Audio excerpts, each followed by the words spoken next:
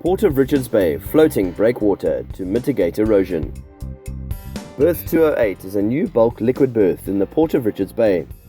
This berth shares the border with the Ekwebeni Natural Heritage Site, a significant conservation area with a highly sensitive mangrove forest. The environmental impact assessment study undertaken for Berth 208 identified the potential impact of increased shoreline erosion for the site. It also identified the equally important challenge of deposition of sand by high tidal waters immediately landward of the eroded zone along the shoreline. These impacts, together with shoreline erosion, posed a major threat to the mangrove ecosystem, the animals and plants that inhabit this area within the Port of Richards Bay.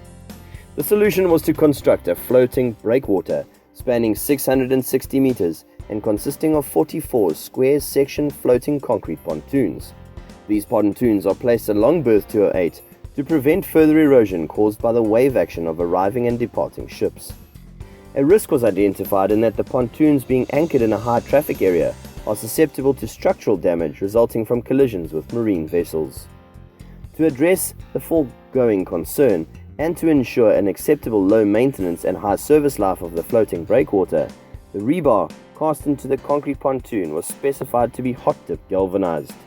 The hot dip galvanized steel is better suited to deal with the environment and prevent excessive spalling of the concrete pontoons. As the concrete hardens, a coating of stable, insoluble zincates is generated. This, together with the approximately 75 to 85 microns of zinc and zinc iron alloys, provides corrosion protection as both a barrier and a cathodic protection mechanism. Hot dip galvanizing of the steel rebar, while not being a replacement for poor concrete quality, was an economical and cost-effective solution. It is expected a low-frequency maintenance will be required and that up to 3 to 4 times the normal service life will be achieved, relative to similar pontoons in which non-galvanized rebar would have been used.